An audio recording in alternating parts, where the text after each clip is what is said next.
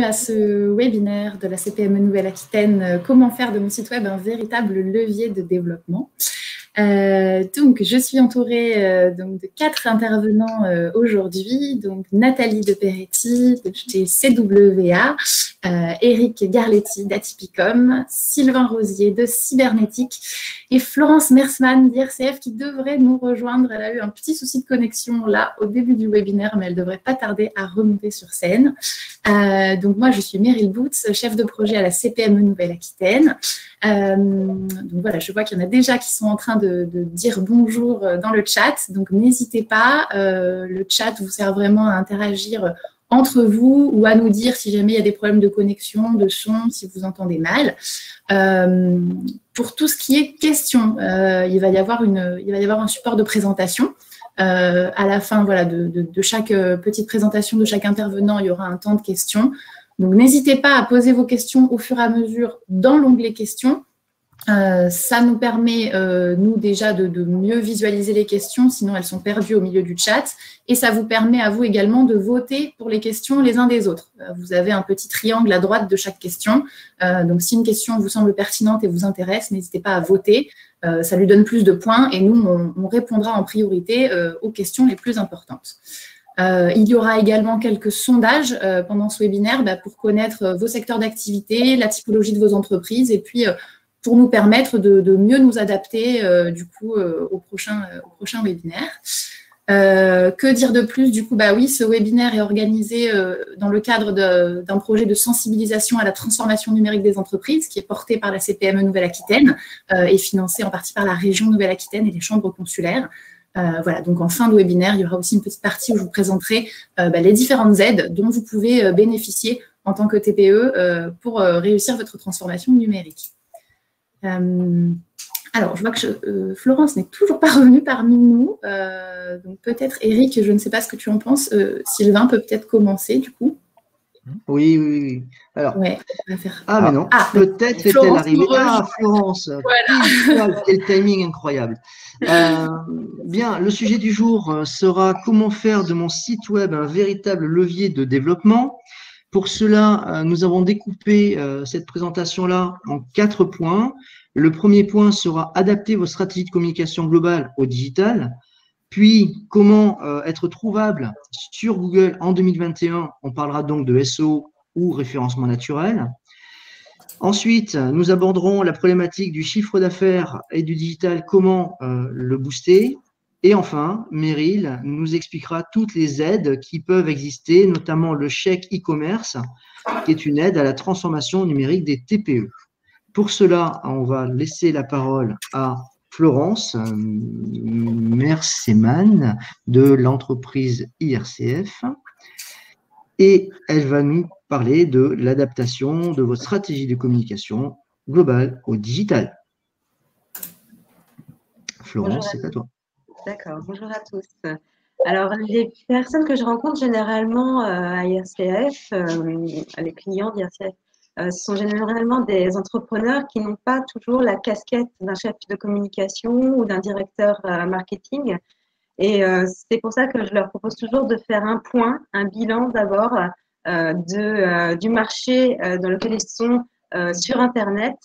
Donc, leurs concurrents, est-ce qu'ils ont un site Internet? Est-ce qu'ils ont un blog? Est-ce qu'ils ont des réseaux sociaux? Comment ils évoluent sur Internet? Est-ce que leurs actions de communication sont efficaces? Est-ce que, par exemple, ils ont une grosse communauté qui interagit beaucoup avec beaucoup de likes? Il faut aussi savoir un petit peu la différence entre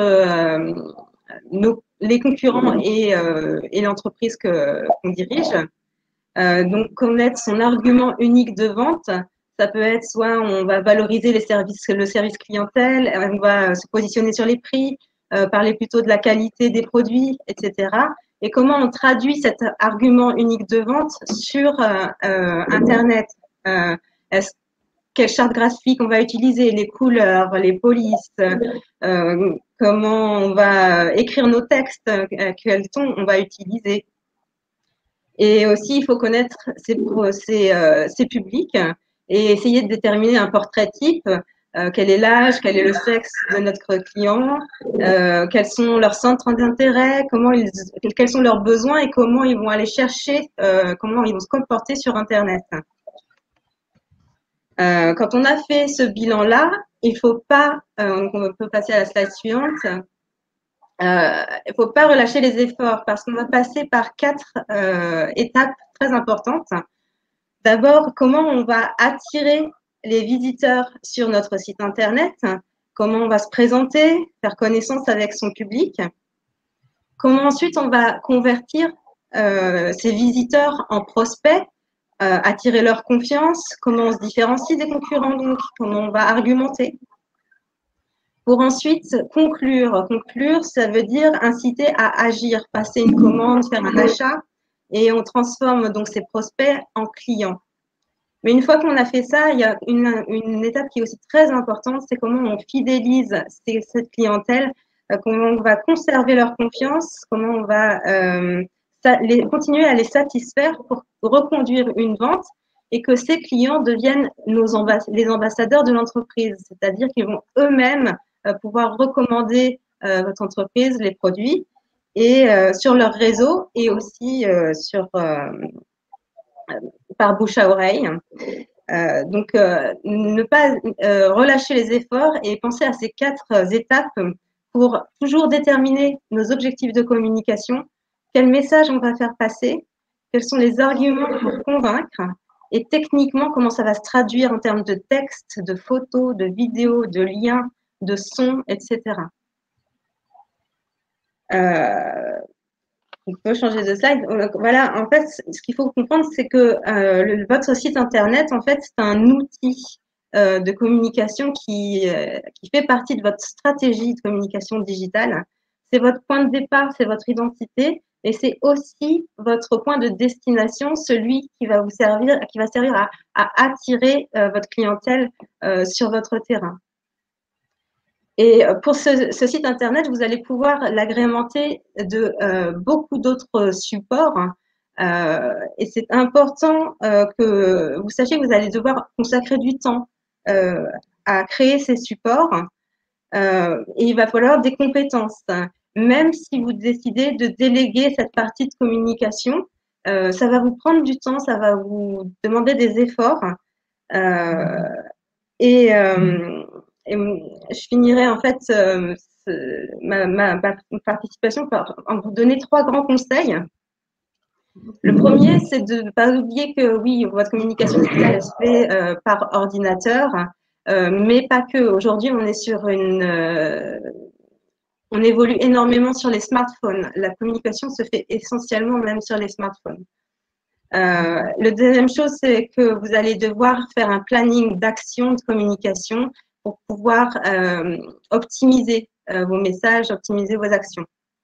Et enfin, pensez à votre budget pour pouvoir vraiment faire une stratégie de communication globale pour que votre site Internet puisse entrer dans toutes les actions de communication digitale auxquelles vous aurez pensé.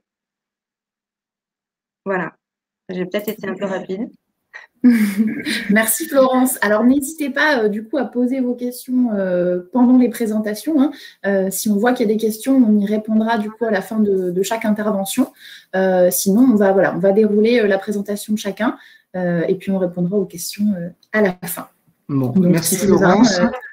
Meryl, peut-être qu'il est intéressant de rappeler une chose en fait. Quand j'écoute Florence, il y a un truc qui est hyper intéressant, qui est hyper important dans ce qui vient d'être dit, c'est que on ne peut pas lancer un site web sans stratégie. Ça veut dire qu'il y a une réflexion en amont avant de se mettre dans l'action, mais on pourrait faire un comparatif en parallèle avec lancer une boutique en fait, où c'est la même problématique. Lancer une boutique, ça sous-entend plein de choses. Ça sous-entend d'avoir des produits, d'avoir une stratégie sur l'achalandage des produits, le type de produit, la gamme de produits que l'on veut faire, la cible que l'on veut avoir. Donc, toute cette réflexion-là, c'est ce que propose Florence dans la réflexion. Mais à côté de ça, une boutique, c'est aussi une autre problématique. C'est l'emplacement. Si vous avez un emplacement dans une ruelle qui n'est pas passante ou si vous êtes présent, par exemple, à Bordeaux, rue Sainte-Catherine, vous ne ferez pas tout à fait le même chiffre d'affaires. Donc pour ça, il y a une problématique de visibilité. Et la visibilité, c'est ce dont va parler Sylvain maintenant, c'est comment faire en sorte de faire venir du visiteur sur votre site, car plus il y aura de visiteurs, plus vous aurez de chances de faire des ventes. À toi, Sylvain. Bonjour à tous. Donc, je me présente très rapidement. Sylvain Rosier, donc je suis gérant de la société cybernétique. Donc, je suis adhérent à la CPME de la Creuse. Voilà, donc très rapidement, mon métier à moi, c'est la stratégie web. Donc, comme tu l'as très bien dit, Eric, lorsqu'on lance un projet web, il est très important d'avoir une stratégie pour savoir où on va. Du coup, dans la stratégie, il y a un certain nombre d'éléments à prendre en compte, dont la visibilité. Donc aujourd'hui, donc ma partie sera sur le SEO, donc ou comment être trouvable sur Google en 2021. Alors, la première question à se poser, c'est pourquoi être visible? Alors, comme tu l'as dit, Eric, tout à l'heure, être visible, c'est important parce qu'aujourd'hui, Internet, bien plus que simplement un outil, c'est devenu un véritable usage du quotidien. C'est-à-dire qu'avant, pour aller sur Internet, on était obligé de faire un petit peu un effort, c'est-à-dire aller allumer l'ordinateur, brancher le modem, vérifier que personne utilise le téléphone, attendre un petit peu que tout ça se connecte, aller faire une recherche sur Google, et puis là, on avait une information. Aujourd'hui, pour avoir Internet, on a juste à mettre la main dans la poche, on sort le téléphone et on a Internet. Donc, aujourd'hui, il y a énormément de personnes sur Internet, il y a un marché énorme, et étant donné qu'en plus, là, en ce moment, on est tous confinés, les gens, ils ont plus tendance à être devant leur écran que dans la rue. Donc voilà, donc être visible sur Internet, c'est important parce que vous pouvez avoir le meilleur site Internet du monde. Ça revient un petit peu comme si vous aviez, vous voyez sur la petite image qui est actuellement présentée, la plus jolie carte de visite que vous avez fait faire. Imaginez que vous avez fait faire la plus jolie carte de visite pour votre entreprise par, je sais pas moi, un créateur parisien ou local, hein, ou à Bordeaux ou à Limoges, qui vous fait une carte de visite brillante, magnifique, incroyable. Et cette carte de visite, au lieu d'aller la distribuer aux potentiels clients ou aux potentielles personnes qui seraient intéressées par vos services, bah, vous allez la mettre dans un tiroir enfermé à double tour. Bah, si vous faites faire un site internet magnifique, que vous mettez un budget énorme dans le graphisme, dans la manière dont il est utilisable, qu'il est compatible téléphone, tablette, etc., tout ce que vous voulez, mais s'il n'est pas référencé sur Google, bah, personne ne viendra le voir. Et donc voilà, donc la métaphore, elle est là. Si vous avez un site internet qui n'est pas positionné, qui n'est pas visible, bah, c'est comme une carte de visite enfermée dans un tiroir. Donc voilà, tu peux passer la slide. Donc voilà, donc pour être visible, aujourd'hui, il y a un certain nombre d'outils qui existent. C'est vrai qu'au tout début, lorsqu'on était sur Internet, il n'y avait pas énormément de solutions, hein. Il suffisait juste d'avoir un site Internet, éventuellement d'être présent sur Google et une boîte email, et c'est bon, en avant Guingamp, votre entreprise était sur Internet. Aujourd'hui, il existe une multitude de possibilités. Donc là, je vous en ai mis quelques-unes. Donc pour être visible sur Internet, donc là j'ai pris l'exemple d'un petit commerce local. S'il veut être présent et visible sur Internet, voilà les outils qui sont à sa disposition. Donc le référencement naturel ou le SEO, ce dont je parle, donc là ce dont je vais vous parler juste après. Donc SEO, donc je l'ai pas dit, c'est important à comprendre. C'est de l'anglais, c'est Search Engine Optimization. Ça veut dire tout simplement optimisation pour les moteurs de recherche. J'expliquerai un petit peu mieux tout à l'heure. Vous avez donc pour être visible sur Internet les réseaux sociaux ou les communautés. Ça, c'est important. Dans certains cas, il existe des activités où avoir un site Internet, c'est pas forcément utile. Juste une bonne page Facebook avec une communauté peut suffire. Vous avez la possibilité de faire des publicités payantes sur Google ou sur Facebook, ce qu'on appelle le Google Ads ou Facebook Ads. Vous avez aussi la possibilité de mettre en place ce qu'on appelle des tunnels de vente. Alors, les tunnels de vente, c'est mettre en place toute une stratégie entre le moment où le prospect vous découvre et le moment où il passe à l'acte d'achat. On peut le faire passer dans un certain nombre de petits systèmes, donc de la page web à la page Facebook, sur les boîtes email, etc. Et vous avez la possibilité, notamment lorsque vous êtes un petit commerce ou un petit artisan, de mettre en place ce qu'on appelle le Web to Store. Alors, le Web to Store, pour faire tout très simplement, c'est pour contrer l'effet et surtout le préjugé que l'on a beaucoup par rapport à Internet, qui dit que Internet est là pour détruire les petits commerçants. Alors c'est vrai dans certains cas, lorsqu'on parle d'Amazon, qui a un gros rouleau compresseur et qui prend des parts de marché énormes, mais Internet, ça peut aussi être un allié pour les petits commerçants. Et le Web to Store, en fait, c'est le fait de mettre des petits coupons de réduction sur votre site Internet qui ne sont valables que si les gens viennent dans votre boutique. Et donc, du coup, indirectement, même si vous captez des gens sur Internet, bah, ça permet d'avoir du trafic dans votre boutique en direct, donc physique. Donc, vous avez les marketplaces. Très rapidement, le marketplace, c'est tout ce qui est Amazon, eBay, etc., où les petits commerçants peuvent vendre directement sur ces plateformes-là en bénéficiant de la marque d'Amazon et de leur notoriété pour vendre vos produits à vous. Et vous avez Google My Business, qui est la possibilité d'avoir une petite fiche sur Google dans laquelle vous pouvez mettre vos avis donc un certain nombre d'informations, horaires d'ouverture, photos, etc., et où les potentiels clients peuvent mettre leurs avis. Donc voilà, on peut passer la diapositive.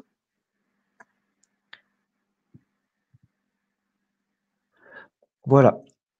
Alors, donc, le SEO, positionnement sur Google. Alors, c'est ce qu'on appelle aussi le référencement naturel. Alors, pourquoi il y a trois termes différents? Alors, SEO, comme je vous ai dit, Search Engine Optimization, ça veut dire optimisation pour les moteurs de recherche. Ça signifie, en clair, qu'on ne peut que optimiser les choses pour que votre site Internet apparaisse dans les premières pages de Google. C'est pour ça aussi qu'on appelle ça le positionnement sur Google. Et non, j'aime beaucoup mieux le mot positionnement que le mot référencement, parce qu'on peut très bien être référencé sur Google, mais à la 72e page. Mais malheureusement, vous le savez tous, lorsqu'on fait une recherche sur Google, souvent, c'est que la première page, voire de temps en temps la deuxième page que l'on consulte pour trouver son information. Donc, être référencé n'est pas suffisant, être positionné, c'est le plus important. Le référencement naturel est en opposition avec le référencement payant. C'est pour ça donc que je vous ai mis dans cette petite diapositive donc certaines choses.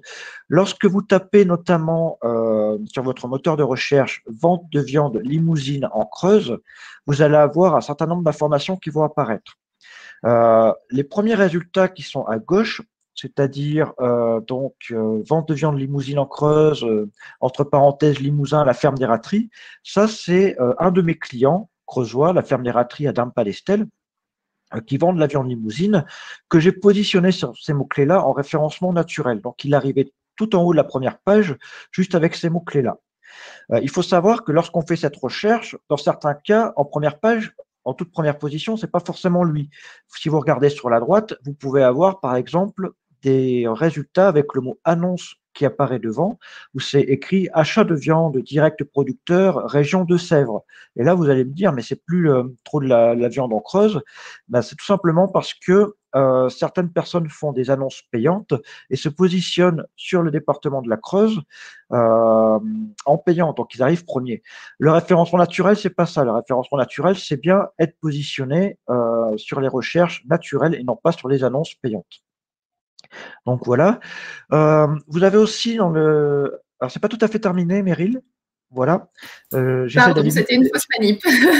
Excuse-moi, il n'y a pas de mal. Pour juste faire une petite remarque, j'ai parlé tout à l'heure de la fiche Google My Business. La fiche Google My Business que vous trouvez aussi à gauche avec la petite carte, vous retrouvez la ferme des Rateries. Ça, c'est aussi du référencement naturel parce que la fiche Google My Business qui est gratuite est aussi référençable. Ça, c'est important. Donc voilà, là tu peux passer, Meryl, il n'y a pas de souci. Alors, comment fonctionne le référencement naturel? Pour faire très très simple, comme je l'ai dit tout à l'heure, c'est de l'optimisation. Alors, qu'est-ce qu'on optimise? On optimise trois gros piliers pour que votre site Internet soit bien positionné sur Google. Donc, le premier pilier, c'est le pilier technique, c'est-à-dire qu'en fait, il faut optimiser toute la partie code source, et techniques de votre site Internet. Donc, c'est-à-dire donc, le code source, les balises. On optimise les performances de votre site. Plus votre site s'affichera rapidement, mieux Google le considérera comme pertinent. Il faut faire en sorte que votre site soit compatible avec les mobiles, parce que les sites qui sont compatibles mobiles sont référencés mieux que les sites qui ne le sont pas. Il faut optimiser un certain nombre de choses, telles que le sitemap, le robot.txt et la Google Search Console. Alors là, je ne rentre pas trop dans les détails, parce que comme je vous l'ai dit, c'est du technique. Mais en gros, ce sont des éléments à prendre en compte lorsqu'on va optimiser la partie technique. Vous avez en deuxième pilier le contenu, parce que vous pouvez avoir un site très performant, compatible téléphone, etc. Mais s'il n'y a pas de contenu dessus, il ne sera pas bien référencé. Donc, le contenu, c'est quoi? C'est tout simplement mettre des titres pertinents dans vos pages avec des bons mots-clés. Par exemple, si vous, je reviens sur la vente de viande limousine en Creuse. Si vous mettez juste je vends de la viande, bah, c'est trop généraliste. Par contre, si vous mettez je vends de la viande en Creuse et c'est de la viande de type limousine, là, vous retrouvez des mots-clés et ça c'est important pour le contenu. C'est important d'avoir de la pertinence dans les textes. Alors, la pertinence dans les textes, c'est quoi? C'est le fait de mettre des textes qui sont en langage courant. Le fait d'avoir des textes avec que des mots-clés, ce qu'on appelait avant des nuages de mots-clés, en mettant juste viande, viande, viande, limousine, limousine, limousine, vente, vente, vente, ça marche pas. Si vous mettez des mots, des explications en texte en langage courant, c'est beaucoup plus pertinent pour Google et vous serez mieux référencé. Il est important aussi de mettre du contenu alternatif pour les images, parce qu'il existe des navigateurs, notamment pour les personnes qui ont des handicaps, qui n'affichent pas les images et qui mettent du texte à la place. Il est important d'avoir une régularité dans les publications, donc avoir une catégorie blog ou actualité, et bien organiser ses contenus. Et donc, pour finir, pour les piliers, il y a la notoriété qui est importante. Et la notoriété, c'est tout simplement que votre site doit être relié avec d'autres sites. Donc, il y a ce qu'on appelle les liens internes. Donc, il faut que les pages de votre site soient reliées les unes avec les autres, donc avec des liens hypertextes. Par exemple, si vous parlez de viande limousine dans une de vos activités, dans une de vos actualités, si vous faites une actualité sur, par exemple, le fait que vous êtes présent sur un marché dans lequel vous allez vendre de la viande, d'une côte de bœuf, par exemple, bah, si vous faites un lien du mot côte de bœuf vers une de vos pages dans laquelle vous expliquez ce que c'est que la côte de bœuf et comment elle se prépare, etc. Ça, c'est bien pour Google parce qu'il y a des liens internes dans votre site. Ce qui est encore plus important, c'est d'avoir ce qu'on appelle des liens externes. C'est-à-dire qu'il faudrait qu'il y ait des gens, d'autres sites Internet en dehors du vôtre qui parlent de vous et qui pointent vers votre site. Et plus vous aurez de liens internes et externes, plus votre site sera considéré comme pertinent par Google. Et donc, il est important d'avoir les 3 piliers pour que le site Internet soit bien référencé. Donc, voilà. Donc là, je pense qu'on peut passer la diapositive, mais après, voilà. Pour faire très, très simple, donc là, ça doit être la dernière, si je ne dis pas de bêtises. Il est important, une fois que vous avez bien optimisé votre site, de suivre les résultats. Parce qu'une fois que vous avez fait ces efforts-là, bah, si vous en occupez pas, bah, ça va fonctionner sur le moment, mais par la suite, vous allez reperdre des places, notamment si les concurrents, eux, font des efforts aussi. Donc, il existe des outils qui permettent de suivre ce qu'on appelle le pourcentage de visibilité, c'est-à-dire que sur tous les mots-clés de votre activité, vous savez sur combien de pourcents vous êtes visible. Donc là, toujours dans l'exemple de la ferme des rateries, on l'a optimisé, il apparaît sur 86% des résultats. Et donc, on voit là la petite courbe en dessous, donc c'est la petite courbe verte. Plus on l'a optimisé, plus les résultats remontent.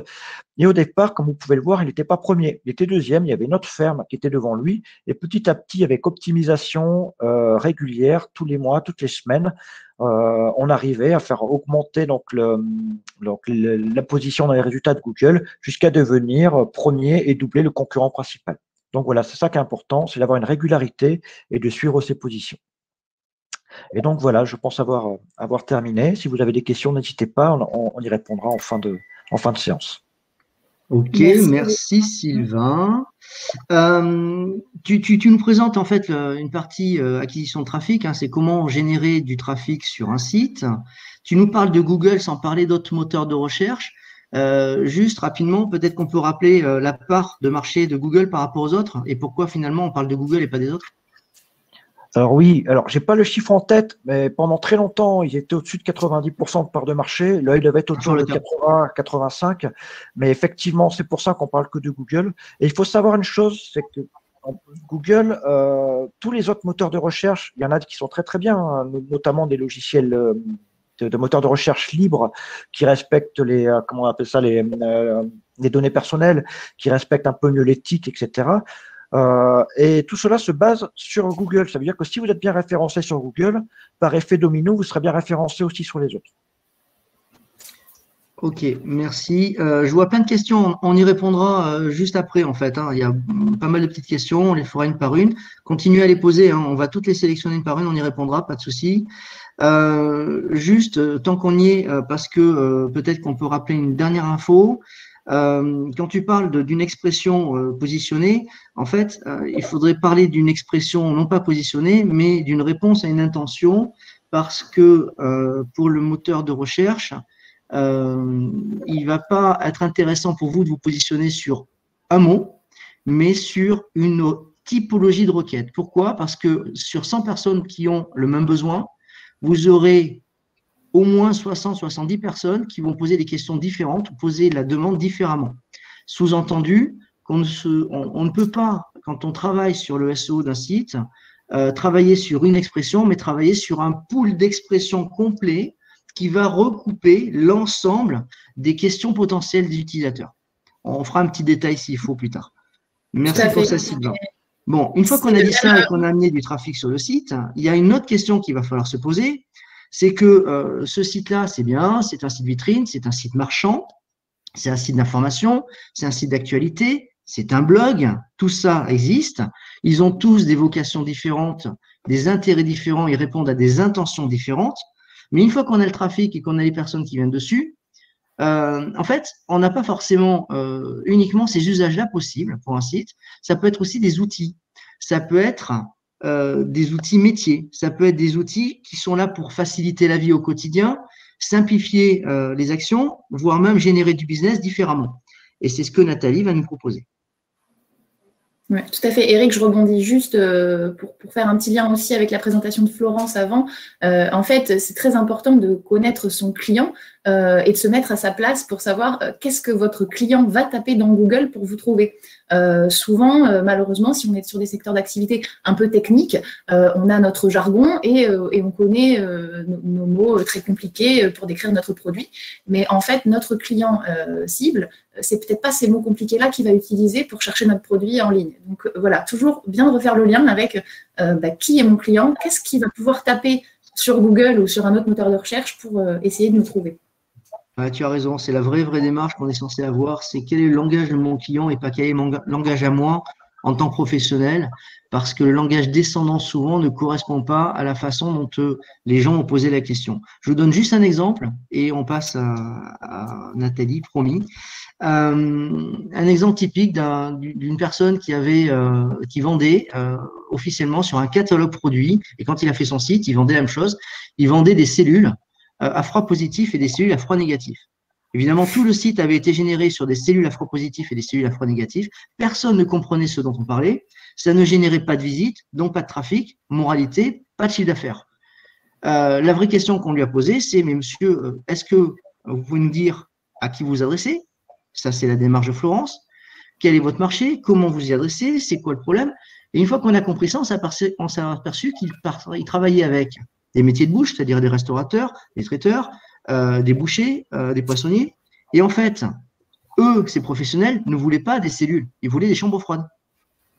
Du coup, en renommant complètement tout le catalogue produit en partant sur chambre froide et l'ensemble des déclinaisons, c'est-à-dire la façon dont l'utilisateur recherche, le site a commencé à générer des ventes très facilement et très rapidement. Voilà. Ce qu'on est en train de dire, c'est toujours partir de la base, c'est-à-dire votre client. C'est l'essentiel. À toi, Nathalie. Bonjour à tous, Nathalie de Peretti. Je représente l'agence de communication CWA à Limoges et nous sommes basés également à Bordeaux et à Paris. Voilà, donc aujourd'hui, je vais vous parler donc plus spécifiquement, c'est le cas de le dire, du développement spécifique d'un site internet Donc, je vais passer rapidement sur l'introduction. Donc, comment développer, booster votre chiffre d'affaires. Ça, je vais vous l'expliquer en illustrant un petit peu des cas concrets. Eh bien, en fait, le fait est que pour plusieurs de nos clients, que ce soit des TPE, des grands groupes, des commerçants, nous avons différentes typologies de clientèle. Nous allons étudier à la base, en fait, nous allons faire un diagnostic précis. Et là, par exemple, je vais vous parler d'un cas d'un constructeur. Donc, si on peut, alors oui, transformer votre site web en outil d'aide à la productivité. Donc, ça revient à gagner du temps, ça revient à avoir une meilleure organisation, gagner en efficacité et fidéliser aussi vos clients. On peut passer peut-être à la slide suivante. Je vais rentrer dans le vif du sujet. Alors voilà, nous avons conçu un site internet pour un de nos clients, un constructeur de maisons individuelles, et il s'avère que nous également nous l'accompagnons dans une communication globale, que ce soit un plan média global. Je vais avoir peut-être des soucis de connexion. Est-ce que vous m'entendez tous? Oui, c'est bon, toujours. Oui, on t'entend bien. Je vais couper ta caméra pendant. De toute façon, on voit le PowerPoint et comme ça, la bande passante sera plus forte. Entendu, merci. Donc, ce constructeur, nous avons nous collaborons avec lui pour plusieurs opérations de communication. Il s'avère que régulièrement, ce constructeur, donc le chef de chantier en l'occurrence, doit nous transmettre des informations, que ce soit des contenus photos, des contenus textes. Et nous avons développé pour lui un applicatif qui lui permet régulièrement de nous transférer des photos via son site internet. Voilà, donc c'est vrai qu'avant il y avait une perte de temps, on n'était pas informé en temps réel, et là avec cet applicatif nous le sommes, puisque il prend ses photos, il les charge sur le site internet, nous recevons une notification automatique pour pouvoir traiter les données en temps réel. Évidemment il gagne du temps, qui dit que le temps, c'est de l'argent aussi. Donc, voilà, une meilleure organisation. Et puis, en même temps, pour lui, si je puis dire, un réel gain de temps et voilà, une meilleure, excusez-moi, une meilleure organisation. Voilà. Donc, on va passer au cas numéro 2 d'un développement spécifique que nous avons conçu pour une crèche. La crèche, il faut savoir qu'elle reçoit énormément de demandes, de sollicitations, voilà, donc elle gère au quotidien énormément de mails et de demandes spécifiques. Et là aussi, nous avons conçu pour elle une application qui va faire énormément gagner du temps aux équipes, aux différentes équipes, puisque nous classons automatiquement les demandes d'adhésion. Nous ajoutons des étapes intermédiaires pour un meilleur suivi également, c'est-à-dire que l'équipe va recevoir des mails automatiquement et ces mails de la part des prospects vont être classés automatiquement. Donc ça, c'est un gain de temps énorme pour les équipes grâce à ce développement spécifique.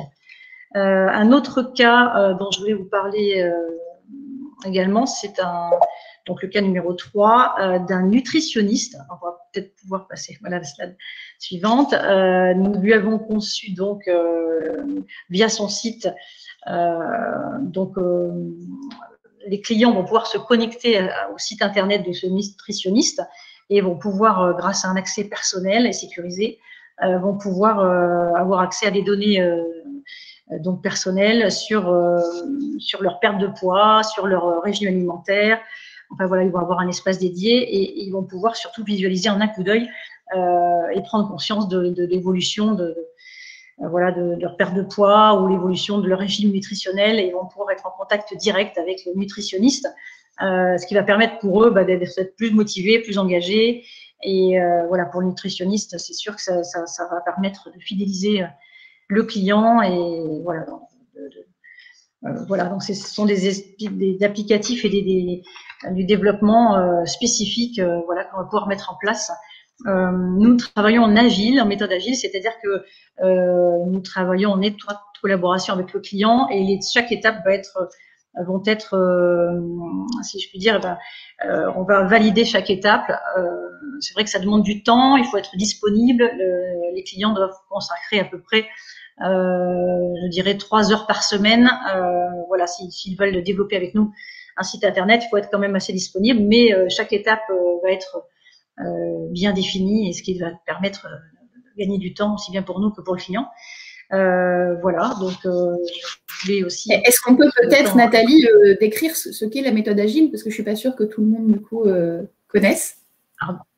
Sans rentrer dans les grandes lignes, c'est compliqué. Et en fait, lorsque l'on va concevoir un site internet, que ce soit de la création graphique ou du développement, chaque étape va être bien synchronisée, bien découpée, comme un petit peu un storyboard, et on va dire aux clients, voilà, les validations vont être systématiques, et sans rentrer dans le détail avec des mots compliqués, mais bon, on va valider chaque étape, que ce soit l'arborescence, le développement graphique, pour ne pas avoir à revenir en arrière et à déconstruire tout ce que l'on a co-construit ensemble. Donc, ce sont des étapes bien précises que l'on va valider, et pour avancer au mieux et pour ne pas avoir à redéfaire tout, redéfaire la pelote de laine, si je puis dire. Donc voilà, c'est ça, la méthode agile, c'est voilà, découper. Oui, c'est l'idée du coup de ne pas, comme on pouvait le voir avant, de ne pas commander un site internet auprès d'un prestataire et avoir son site livré, terminé de A à Z, et puis se rendre compte qu'en fait, il y a plein de choses qui ne vont pas. Donc là, la méthode agile, c'est par palier, en fait.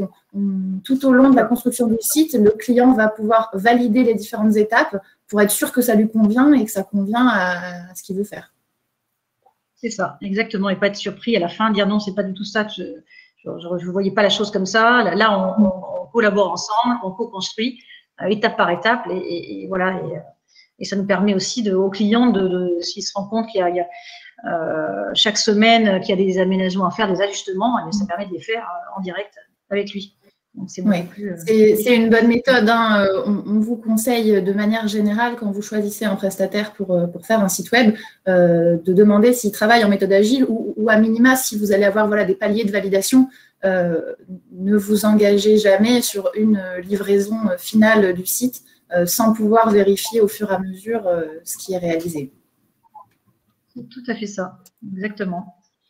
Donc le digital, comme je disais, c'est un levier de développement important. Ça permet de booster votre croissance, placer l'expérience client au cœur de votre stratégie commerciale, avec une petite faute au passage, et renforcer votre communication, bien évidemment.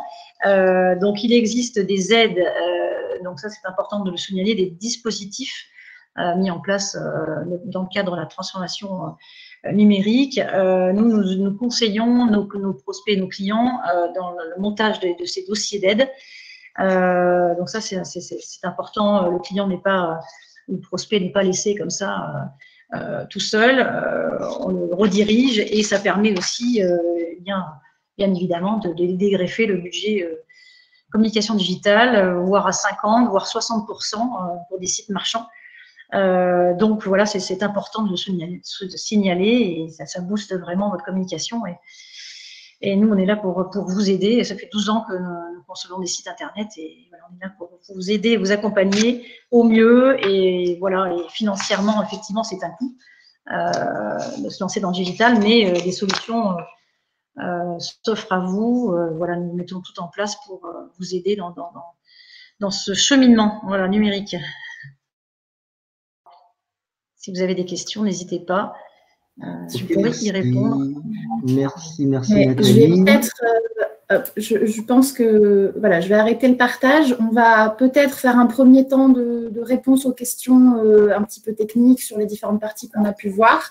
Et puis, je reprendrai la main ensuite, justement, pour faire le lien avec ce que disait Nathalie, et vous présenter deux aides au TPE que la région Nouvelle-Aquitaine a mis en place, et sur lesquelles on communique et sur lesquelles on travaille avec elle. Il y a un petit point qui est hyper important dans ce qui vient d'être dit, qu'il faut peut-être souligner, qui est commun à ce que dit Sylvain, commun à ce que dit Florence, commun à ce que dit Nathalie. C'est que dans tout projet web, quel qu'il soit, et quelle que soit l'envergure et les différents leviers, outils, et jusqu'où on peut aller dans la conception, on a besoin d'une personne, c'est-à-dire vous. C'est-à-dire que nous, prestataires, quel que l'on soit, on ne peut rien faire si vous n'êtes pas impliqué dans le projet. Je vois tout le monde qui hoche la tête là d'un coup, mais c'est la vraie difficulté. C'est-à-dire qu'il ne faut pas considérer le prestataire comme un magicien où vous leur dites, tiens, voilà, j'ai besoin de quelque chose, démerdez-vous. Pardon pour la grossièreté, mais c'est souvent comme ça que ça se passe et ça ne fonctionnera pas et tout le monde sera déçu. La réalité, c'est que c'est le projet que l'on prend en main, certes, mais c'est d'abord votre projet qui nécessite de l'implication, de l'engagement de votre part.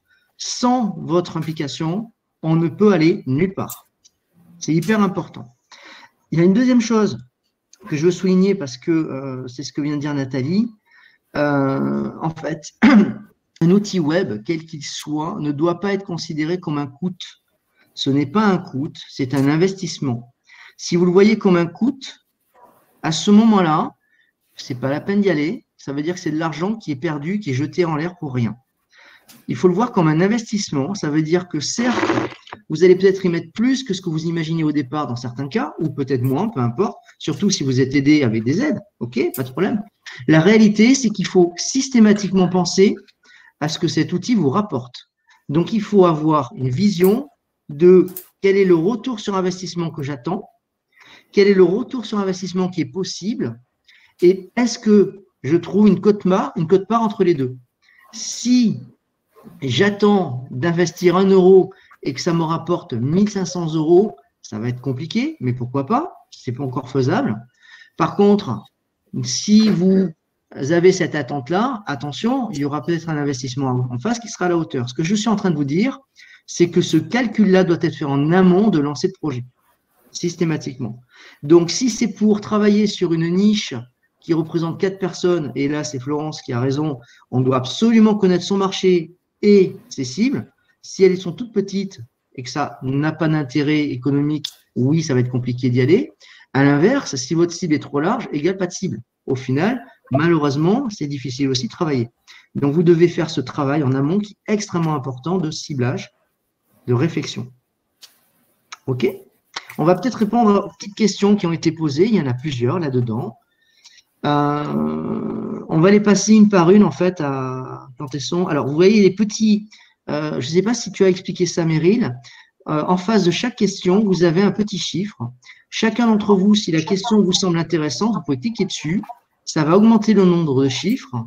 Enfin, le chiffre va augmenter. Et donc, pour nous, ça nous permet de pouvoir les classer. Donc, plus il y aura de votes et plus la question a priori intéresse du monde. Et dans ce cas-là, on va pouvoir la travailler. La première question, c'est pouvez-vous nous rappeler le nom de l'outil? Ah, ça c'est pour Sylvain, qui permet de suivre sa position et celle des concurrents. Ah, un bon journaliste ne révèle pas ses sources. Non, non, je rigole, il n'y a pas de souci. C'est un outil, il y en existe plein. Il en existe plein, mais celui dans lequel j'ai montré la copie d'écran s'appelle SEO Power Suite.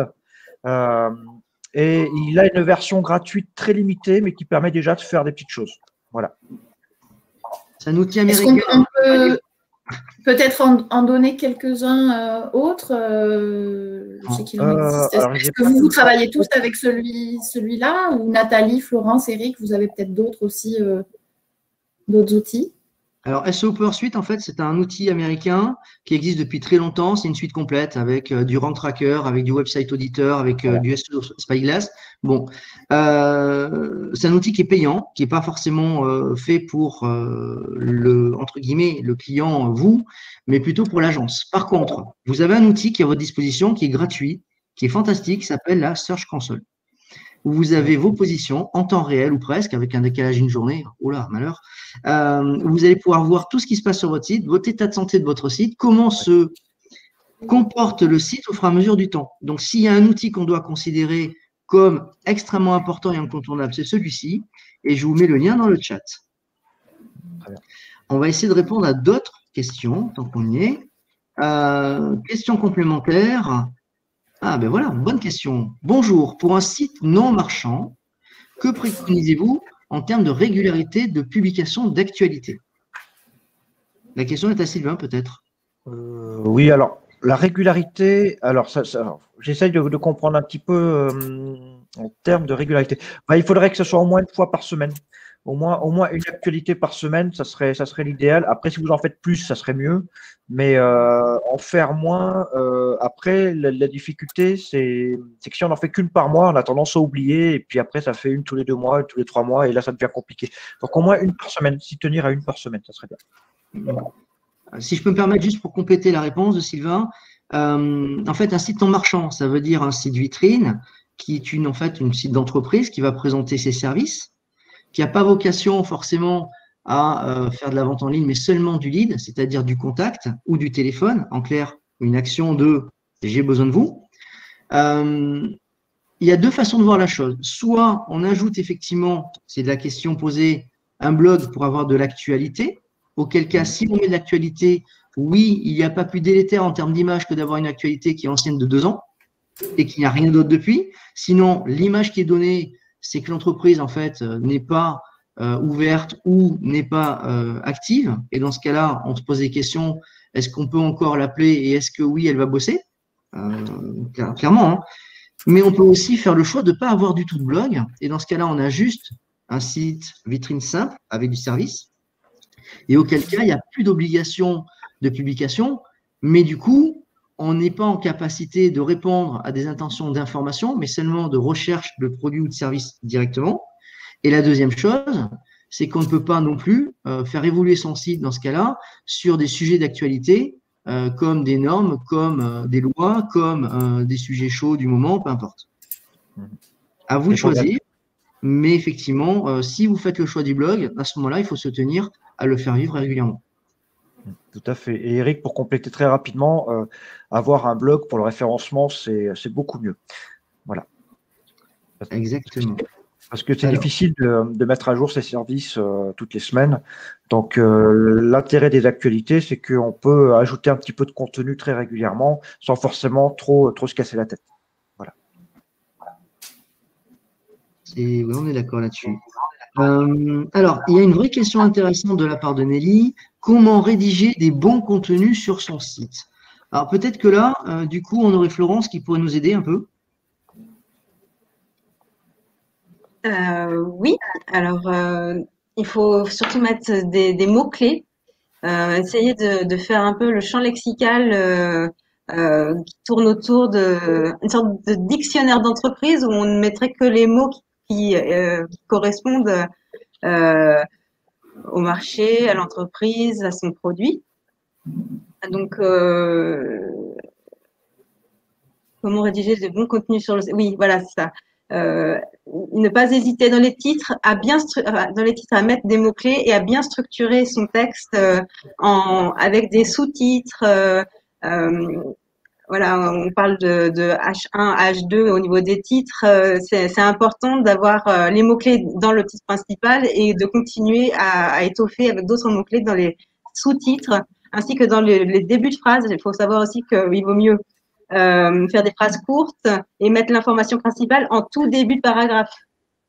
Parce que il ne faut pas oublier que c'est ça, on n'écrit pas de la même façon sur le web comme on écrit dans un journal ou dans un magazine, et que au-delà de notre client qui va bien sûr lire nos pages, c'est d'abord les petits robots de Google et des autres moteurs de recherche qui vont lire notre site. Et en effet, tu parlais des H1, H2. En fait, les titres des pages et les titres à l'intérieur d'une page ont différents ordres de priorité pour les robots. Et donc, ça va vraiment être le H1, donc votre titre principal qui va être lu en premier, puis votre H2. Donc voilà, vraiment essentiel de mettre vos mots-clés dans chacun de ces titres et bien les choisir, quitte à parfois sembler un petit peu répétitif. On a souvent la remarque, on se dit mais c'est pas possible, j'ai mis 3 fois le même mot. Il faut trouver un équilibre, il ne faut pas le mettre 25 fois parce que les robots sont aussi intelligents, ils voient quand on essaye de caser du mot-clé pour caser du mot-clé. Mais c'est un équilibre qui est un petit peu différent que quand on écrit sur du papier ou pour un autre support que le web. J'aurais peut-être une réponse complémentaire parce que Florence, tu nous parles là d'une problématique technique, mais il y a aussi une autre question en fait qu'il faut se poser. C'est que quand on veut rédiger un bon contenu, encore faut-il faire le choix du sujet que l'on veut travailler. Et ce sujet-là, il ne peut être que choisi en fonction de qui sont nos clients, encore une fois, et quelles sont leurs demandes. Dit autrement, si on veut avoir un bon contenu, en fait, c'est surtout qu'il apporte la bonne réponse à une question posée. Tout à fait. Le double objectif, c'est de pouvoir répondre concrètement à une question de l'internaute qui a un véritable intérêt au niveau de la lecture. Et aussi, on écrit aussi pour les robots pour que ça soit pour une question de visibilité. Comment tu fais pour aller chercher l'information de quelles sont les demandes des utilisateurs? Qu'est-ce que les gens recherchent? Une veille sur Internet, c'est sûr. Il y a beaucoup de documentation. Il faut connaître son sujet.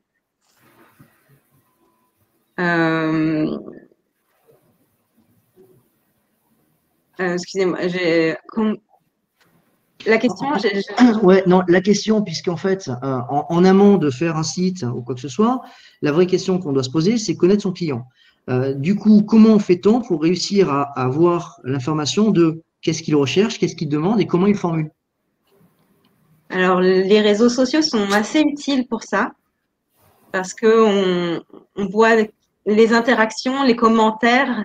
Donc, on va sur les sites concurrents. C'est vrai que ça aide, puisque c'est à peu près les mêmes publics.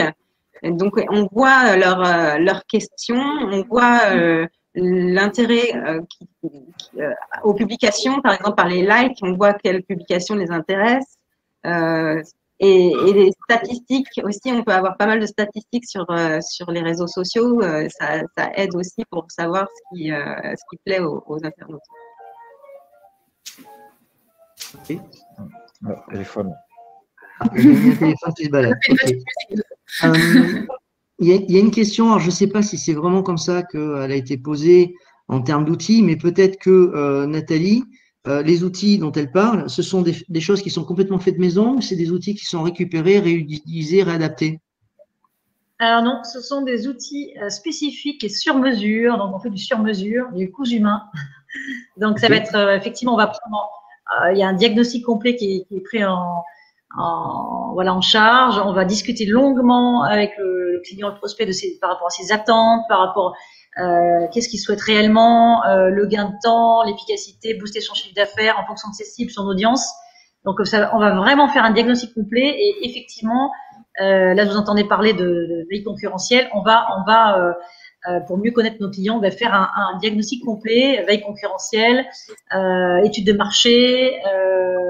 Voilà, on va créer vraiment, on va monter un dossier vraiment très complet pour mieux connaître notre client et pouvoir par la suite créer l'applicatif ou le développement spécifique d'un site. Donc avec la technologie bien évidemment, avec des solutions technologiques comme la mise au point.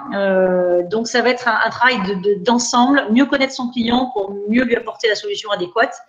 Et ça, si on ne discute pas avec le client, si on ne connaît pas les concurrents, on ne pourra pas le faire. Donc, vraiment, on fait un peu comme on ferait en économie un SWOT. Donc, voilà, force, faiblesse, voilà, du prospect, voilà, quelles sont les attentes de l'utilisateur aussi, les concurrents. Donc, ça, c'est très important. Voilà, on va faire une veille concurrentielle. Ça, on va le réaliser, nous, au sein de l'agence. Donc voilà, ça fait partie d'une communication globale, pour prendre en compte les aspects marketing, voilà, on va tout prendre en compte et pour coller vraiment aux besoins du client et pas lui faire perdre son temps, pas lui faire perdre son argent. Voilà, nous ce que l'on veut, c'est des retombées par rapport à son chiffre d'affaires. Donc voilà, nous ça va être vraiment, ça va être ça notre fer de lance et on fera tout pour y arriver. On ne vend pas que du site internet, on ne fait pas du one shot. Nous, la plupart du temps, on accompagne nos clients après sur d'autres aspects, la stratégie digitale, voilà, les campagnes de notoriété sur les réseaux sociaux. Ça aussi, les TPE peuvent aussi obtenir des aides. On peut les accompagner sur ces plans-là. Donc voilà, c'est vraiment une vision d'ensemble et connaître le marché, la concurrence. Nous, ça va être une grosse partie de notre activité en parallèle quand on crée un site internet. Voilà, ça va être ces aspects-là qui vont être importants à prendre en compte. Ok, merci Nathalie. Il y a encore des petites questions.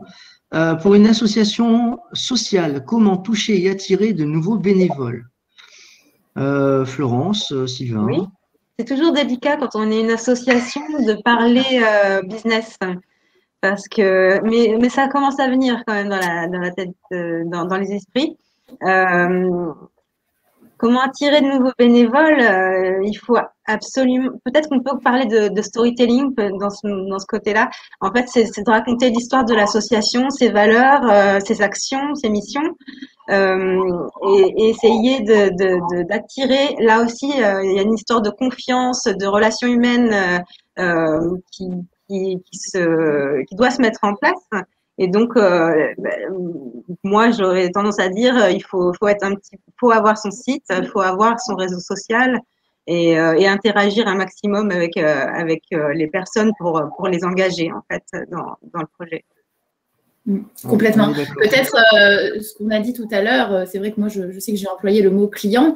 Il ne faut pas forcément le voir comme client, quelqu'un qui paye à la fin. Là, votre client en tant qu'association, ça peut être aussi votre bénévole. En fait, c'est votre cible, la personne à laquelle vous vous adressez. Et tout ce qu'on a dit depuis tout à l'heure qui s'adresse à des clients, ben, pour vous, s'adresse plutôt à des bénévoles. Donc, comment mon bénévole va rechercher mon association sur le web, qu'est-ce qu'il va chercher au sein de mon association. Voilà, pensez à tout ce lexique quand vous réalisez vos contenus.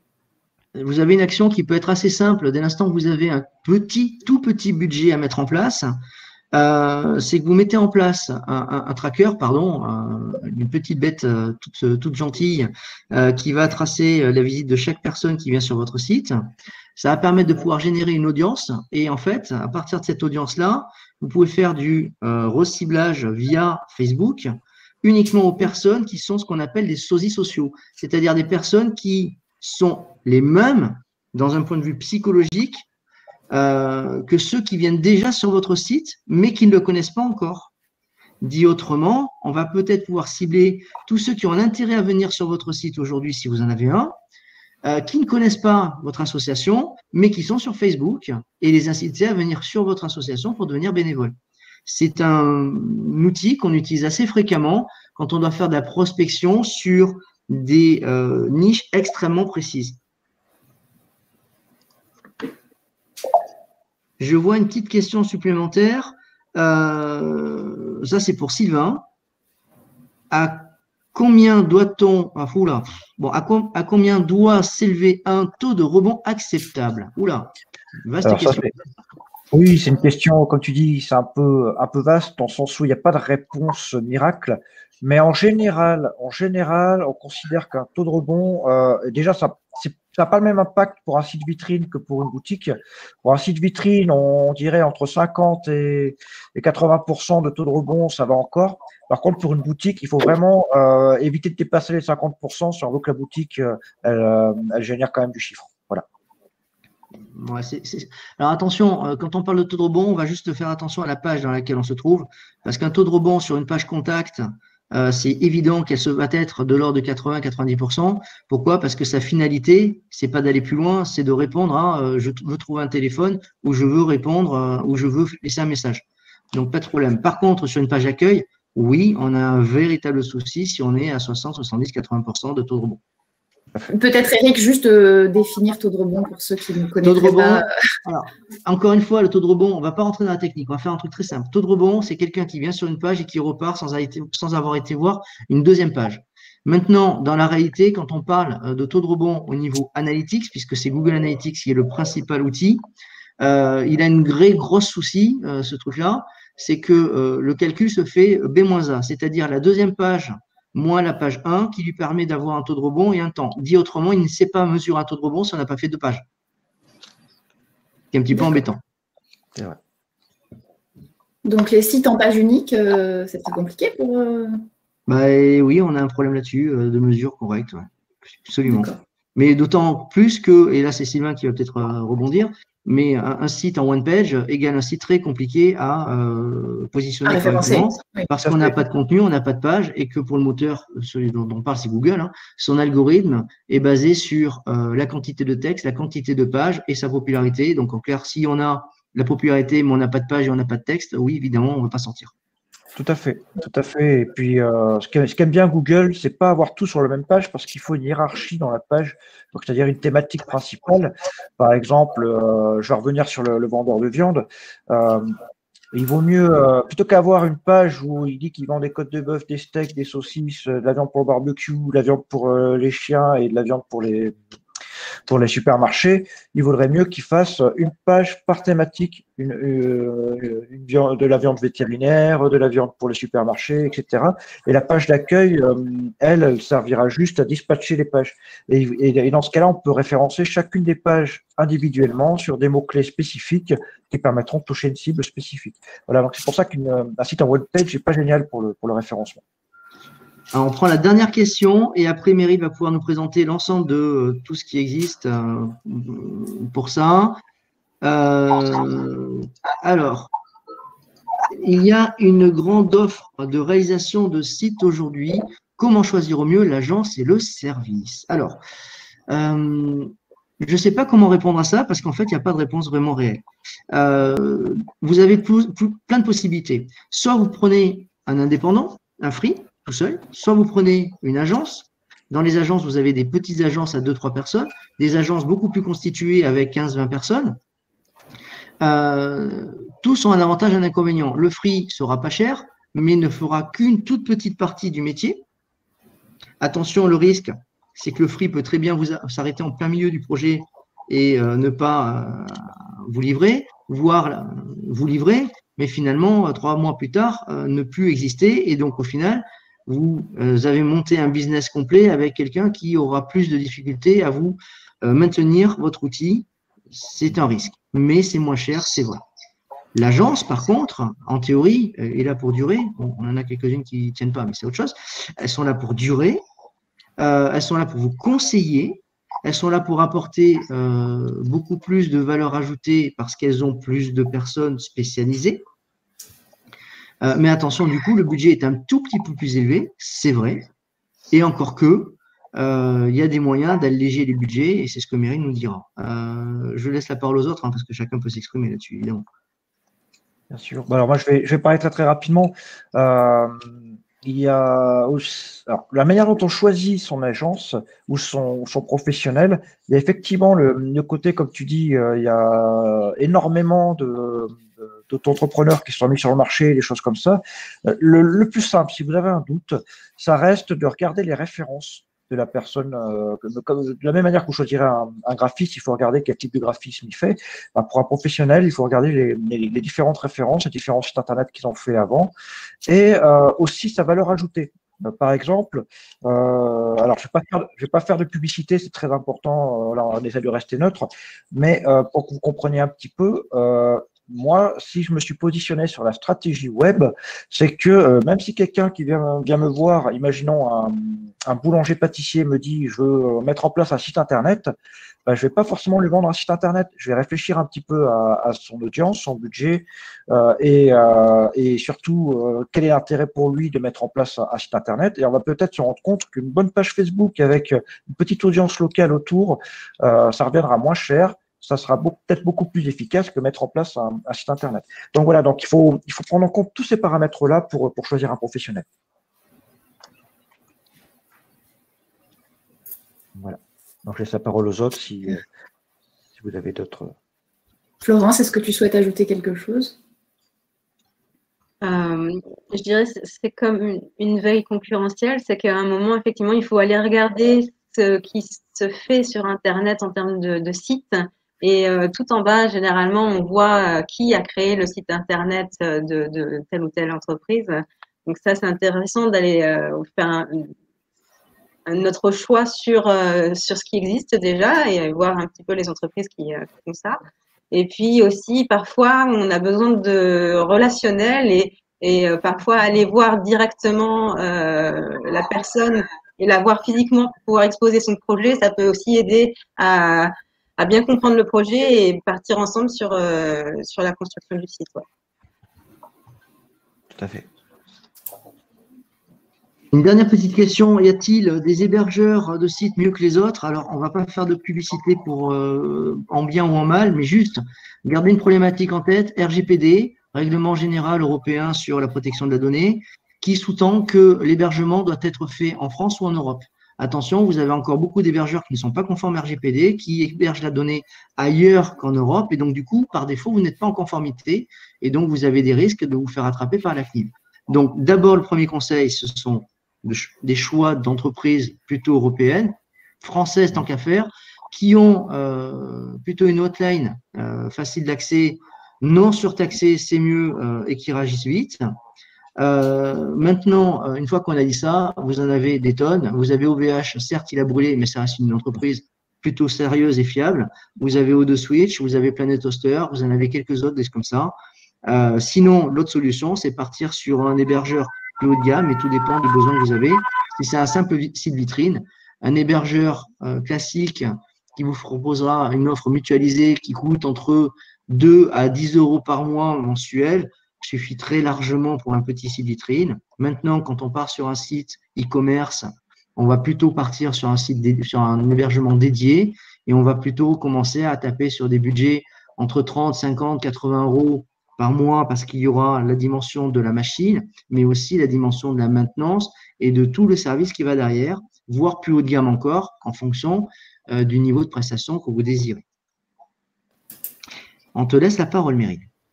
Merci beaucoup. Voilà, donc du coup, moi je vais vous parler de 2 aides que la région Nouvelle-Aquitaine a mis en place. Alors attendez, je repartage mon écran. Normalement, vous le voyez, voilà. Donc du coup, 2 aides qui s'adressent donc aux TPE, donc aux moins de 10 salariés. Je vois que ça représente plus de 80% d'entre vous là qui êtes en ligne. Donc bon, je suis désolée pour ceux qui ont plus de 10 salariés et qui du coup ne seront pas concernés. La première aide dont je vais vous parler, c'est le chèque e-commerce qui a été mis en place suite du coup au 2e confinement, donc en décembre dernier.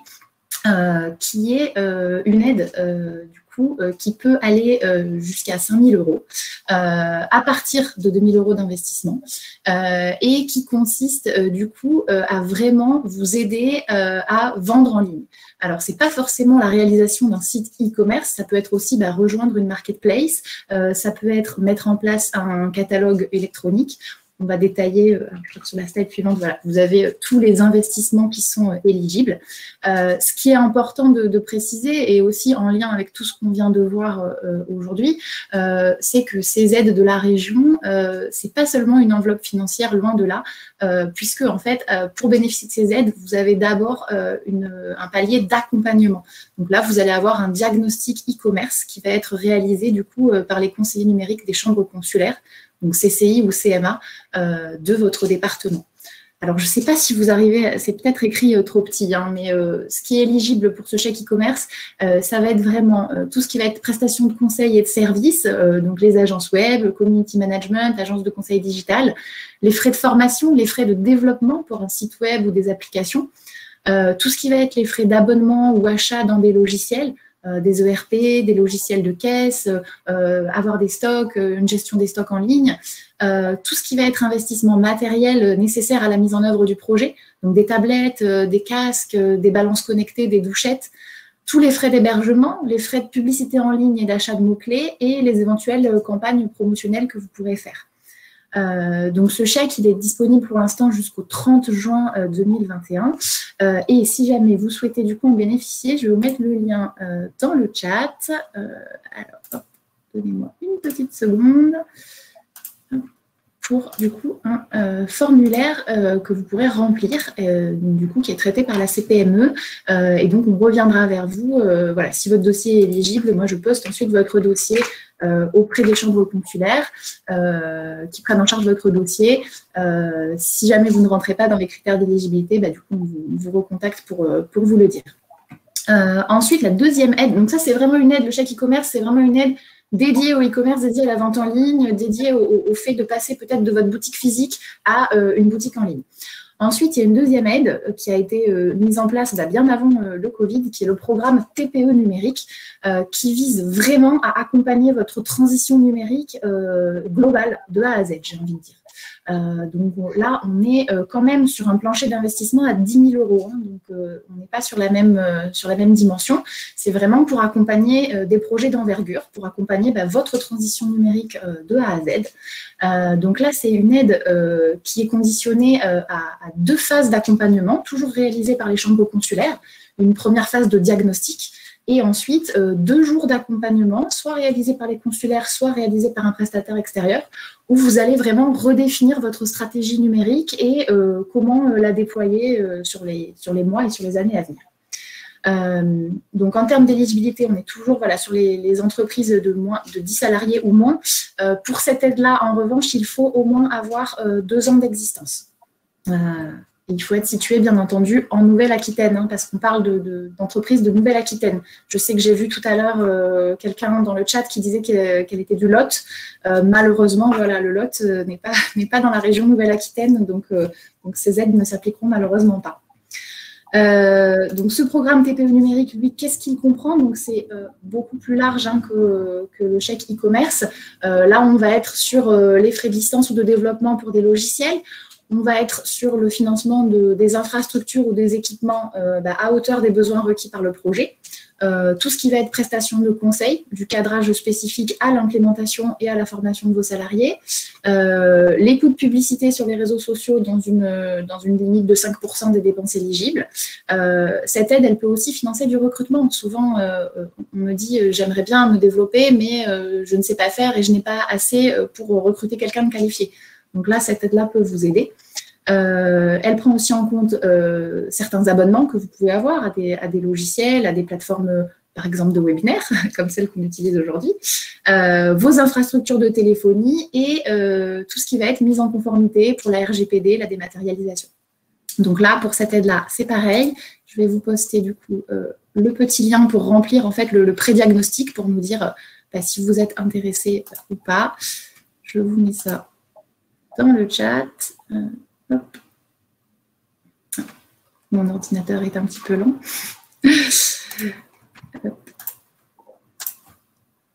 Et voici.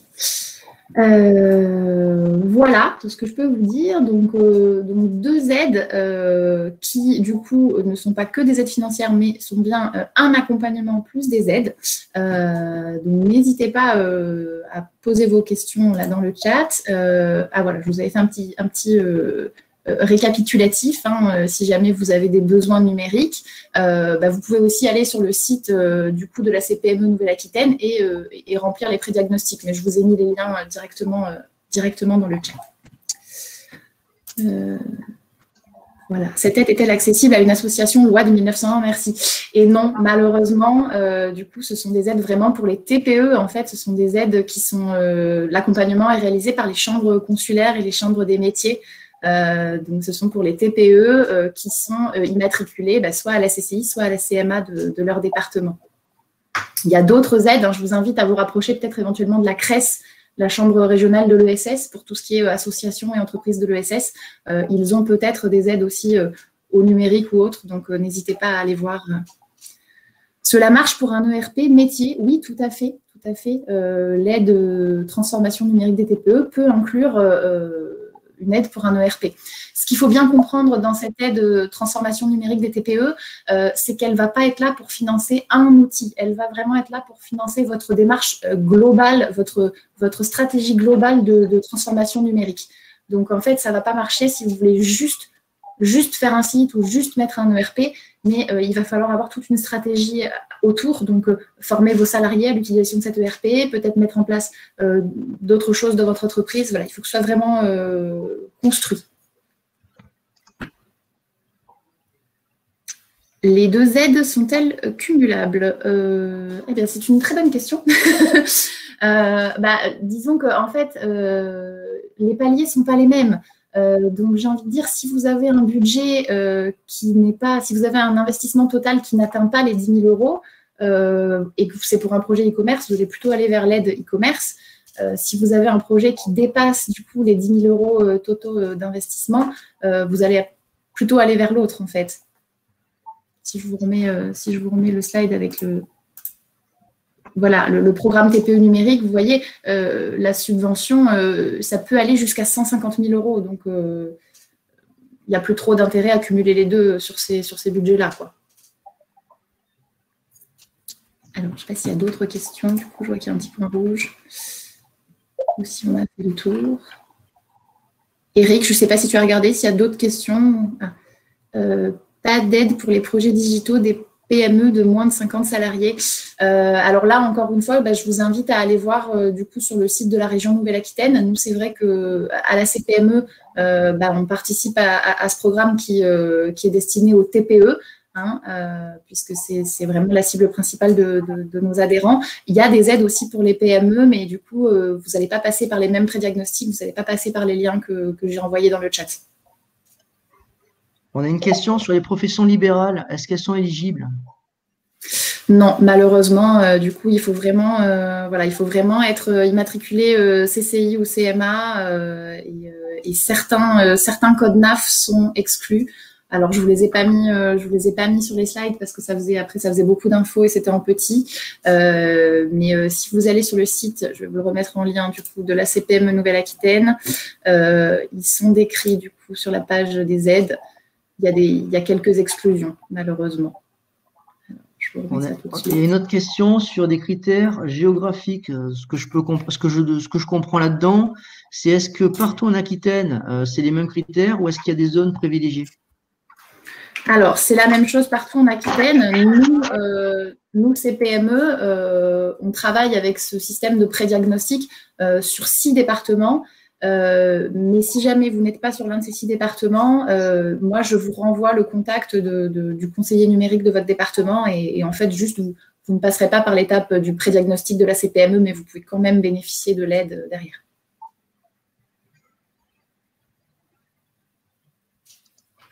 Ok. Est-ce qu'il y a encore d'autres questions? Quelles qu'elles soient, n'hésitez pas. On peut passer un peu plus de temps. On est censé s'arrêter à peu près là, mais on peut rester des minutes s'il y a besoin. Autant de questions, autant de réponses, on essaiera d'apporter. N'hésitez pas.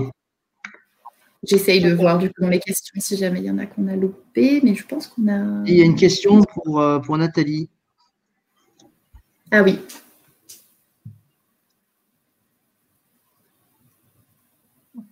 Quelle est la question? Ah, elle est à l'écran. Quel est l'ordre de prix d'une application coûts humains? Ça dépend. Évidemment. Ça dépend. Ça dépend, évidemment. Ça va dépendre du…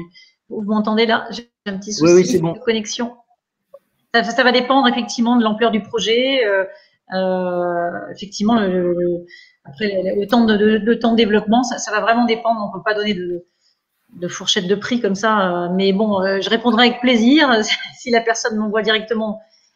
Si je peux contacter la personne, à ce moment-là, on creusera un petit peu plus et je pourrai lui donner plus de précision. Oui, voilà, vous avez les contacts des intervenants là à l'écran. N'hésitez pas. Et puis, si vous avez la moindre question de manière globale par rapport à ce webinaire, vous pouvez revenir vers moi et puis je vous orienterai vers la personne ressource.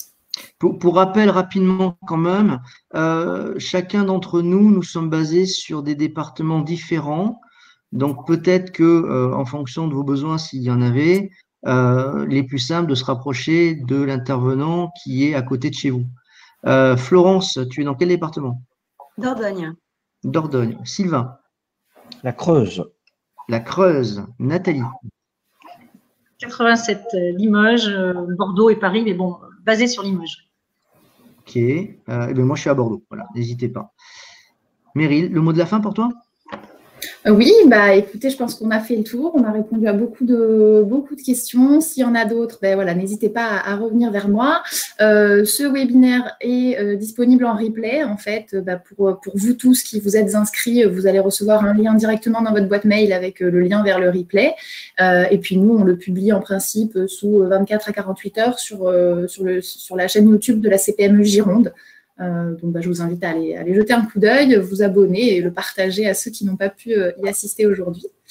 Je vous remercie tous les 4 grandement pour votre participation, pour vos informations précieuses et tous ces échanges.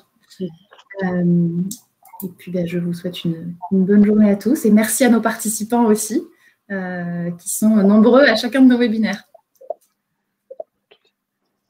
Merci à tous. Merci à tous. Au revoir. Belle journée. Merci. Au revoir. Bonne journée. Au revoir.